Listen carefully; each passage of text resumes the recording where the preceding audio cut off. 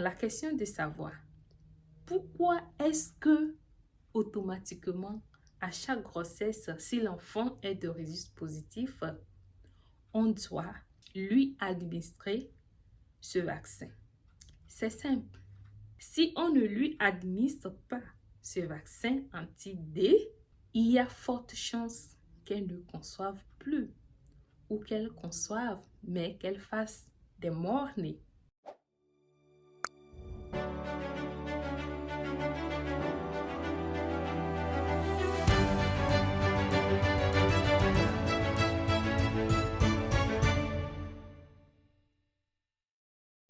Bienvenue encore une fois de plus sur la chaîne Santé à la richesse. Ici, nous parlons de quoi? Nous parlons de la santé dans sa globalité. Nous parlons de la santé sous d'autres angles. Nous parlons de la santé en tant qu'état de complet bien-être physique, social, économique, mental et bien sûr santé en tant qu'absence de maladie ou d'infirmité. Qui suis-je pour vous servir? Je me nomme Stanislas Bidenam Ama, à l'état civil Joyce Majoa Stan, pour les amis, pour la famille. Je suis infirmière diplômée d'État avec une licence professionnelle en sciences de la santé. Option sciences infirmières et obstétricales de l'École nationale des auxiliaires médicaux du Togo, plus précisément la ville de Kara. Depuis l'année 2016, je suis épouse et mère, entrepreneur digital. Je suis également promotrice de la marque M&J Collection, la marque des parapluies pour moto au Togo. Nous avons également d'autres collections telles que les rousses de cire de toilette, le miel naturel made in Togo 100% naturel et les accessoires ethniques faits à base de matériel traditionnel tels que le pain. Dans la vidéo précédente, nous avons entamé un thème. Il s'agit de l'incompatibilité sanguine. Nous avons développé en long et en large ce que c'est qu'une incompatibilité sanguine. Quelles sont les conséquences? Quelles sont quelques conséquences? Nous avons fleuré une conséquence qui est la mort dans la plupart des cas lors des transfusions. Aujourd'hui, nous allons toucher le cas des femmes. Nous allons parler, mais ceci concerne également les hommes parce que ce dont nous allons parler, c'est les femmes et les hommes. Mais les femmes, elles sont directement concernées parce que les conséquences, c'est elles qui les subissent.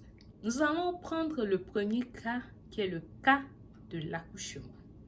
Et nous allons nous adresser plus précisément aux femmes de rhésus négatif, que ce soit de groupe A, que ce soit de groupe B, que ce soit de groupe O, que ce soit de groupe AB. Cette vidéo spécialement est pour les femmes de rhésus négatif. Quelle est la conséquence de l'incompatibilité sanguine chez une femme? Je prends le premier cas qui est le cas de l'accouchement. Lorsqu'une femme de rhésus négatif met au monde un enfant, automatiquement, on fait le groupage en l'enfant, au nouveau-né, pour vérifier, voir si le nouveau-né est de rhésus positif ou le nouveau-né est de rhésus négatif. C'est ici qu'est impliqué les hommes. Si le monsieur, le mari de la dame de rhésus négatif est de rhésus positif, forte probabilité est que l'enfant soit de rhésus positif. Parce que le rhésus positif est le plus dominant, est le sujet dominant, et le rhésus négatif est le sujet récessif. Donc, lorsque le monsieur est de rhésus positif et que la dame est de rhésus négatif, il y a une grande chance que l'enfant soit de rhésus positif. Maintenant, si le monsieur est de groupe A et que la dame est de groupe O, alors l'enfant, la probabilité est grande que l'enfant est comme groupe A. Parce que les groupes A, B, AB sont dominants et le groupe O est récessif. Ce qui fait que lorsque un A et un O s'accouplent, il y a une forte grande probabilité que l'enfant soit de A, de B ou de AB. Si l'homme est de A+, et que la dame est de A-, il y a forte probabilité que l'enfant soit de A+. Ce qui veut dire que, vu que l'enfant est A+, et que la dame est A-, et que ces deux sont différents, deux groupes différents, et on a dit que lorsque les rhésus sont opposés et qu'on les mélange, il y a quoi? Il y a un phénomène de coagulation qui se passe. Ce qui fera que vous allez voir que pour toutes les femmes avec un rhésus négatif qui vont pour accoucher, dans les 24 heures qui suivent, après avoir fait l'analyse du groupage rhésus à l'enfant, quand on détermine que l'enfant est de rhésus positif, dans les 24 heures qui suivent l'accouchement, on administre un produit à la femme appelé anti-rhésus D immunoglobuline. Au Togo, ce produit est dans les 26 000 et quelques francs CFA.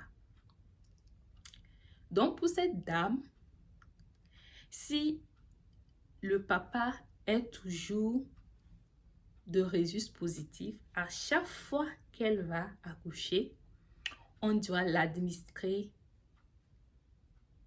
le vaccin anti-rhésus D immunoglobuline pour éviter que le sang de l'enfant et son sang ne se mélangent. Maintenant, la question de savoir pourquoi est-ce que automatiquement à chaque grossesse, si l'enfant est de rhésus positif, on doit lui administrer ce vaccin. C'est simple. Si on ne lui administre pas ce vaccin anti-D, il y a forte chance qu'elle ne conçoive plus ou qu'elle conçoive, mais qu'elle fasse des morts-nés. Parce que le sang du premier nouveau-né mélangé avec son sang a tout transformé. Et maintenant, les autres qui viendront, il y aura déséquilibre total. OK? Voilà pourquoi est-ce que à chaque accouchement, lorsque la dame est de rhésus négatif et le bébé est de rhésus positif, on doit nécessairement administrer le vaccin anti-rhésus D immunoglobuline à la dame. Je pense que jusqu'à ici, peut-être certaines ont déjà la réponse à leurs inquiétudes. La question est de savoir, qu'en est-il des filles, des femmes de rhésus négatif qui dans leur jeunesse, par erreur ou par manque de connaissances, ont eu à avorter ou ont eu des fausses couches, mais ne se sont pas rendus à l'hôpital, mais on les a conseillés peut-être le docteur du quartier, comme on les appelle souvent. Qu'en est-il de ces femmes-là? Ce qui en est de ces femmes est que, ou de ces jeunes filles, est que si elles sont de rhésus négatif, et que le monsieur avec qui elles sont, ou bien elles étaient, est de résus négatif, elles sont sauvées. Si c'est vraiment, la grossesse était vraiment pour ce monsieur, elles sont sauvées. Mais si la grossesse appartenait ou appartient à un homme de résus positif, alors je suis désolée de vous apprendre que la probabilité est grande pour que vous ne fassiez fausse couche à fausse couche, nouveau mort-né à mort-né. Parce que en tant que femme de résus négatif, lorsque vous avez eu un avortement, que ce soit volontaire ou involontaire, vous devez vous rendre immédiatement dans un centre de santé et dire que vous avez eu un avortement, que ce soit volontaire ou involontaire. C'est vrai, c'est difficile. Ce n'est pas facile d'aller avouer, surtout au cours de ma carrière professionnelle, j'ai eu à rencontrer beaucoup de choses. Surtout nos petites sœurs qui avortent et elles n'aiment pas dire la vérité. Cette vidéo spécialement, c'est une vidéo de sensibilisation et je souhaiterais que vous puissiez la partager massivement afin que une jeune fille de résus négatif qui est sur le point de se décider d'avorter, que ce message puisse l'atteindre afin qu'elle puisse éviter cela. Parce que les conséquences, ce n'est pas maintenant, mais le moment venu où elle va décider de faire ses enfants, elle ne pourra malheureusement plus faire ses enfants. Et à toutes les femmes qui accouchent à la maison sans suivi médical, je vous exhorte à les sensibiliser également sur ce sujet. Parce que malheureusement, il y a beaucoup de personnes qui ignorent cette notion d'incompatibilité sanguine. Les gens pensent souvent que c'est seulement lors des transfusions. Il faut qu'on ait son groupe sanguin juste à cause des transfusions sanguines. Il y a ça. Mais au-delà de ça, il y a la grande partie qui touche la femme, la jeune fille. Et lorsque elle ne maîtrise pas ce côté, elle pleure demain. Son foyer se brise demain parce qu'elle a commis une erreur dans le passé et par manque de connaissances, elle n'a pas eu la chance d'obtenir le vaccin anti-résus des immunoglobulines. Et pour celles, je suis en train de voir d'autres en train de dire que je ne vais pas aller à l'hôpital maintenant que je sais, je vais aller à la pharmacie. Non. Je vais vous décevoir en vous disant que ce produit ne s'obtient que sur prescription médicale d'un professionnel de santé dans ce domaine.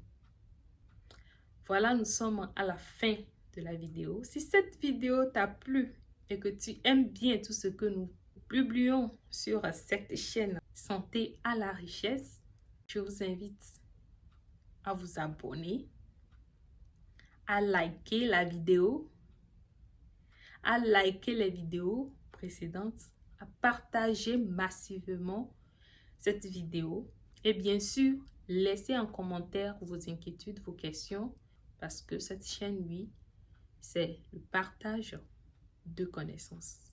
On se voit à la prochaine vidéo qui sera une surprise. Et si tu veux savoir de quoi il s'agit, on se retrouve bientôt.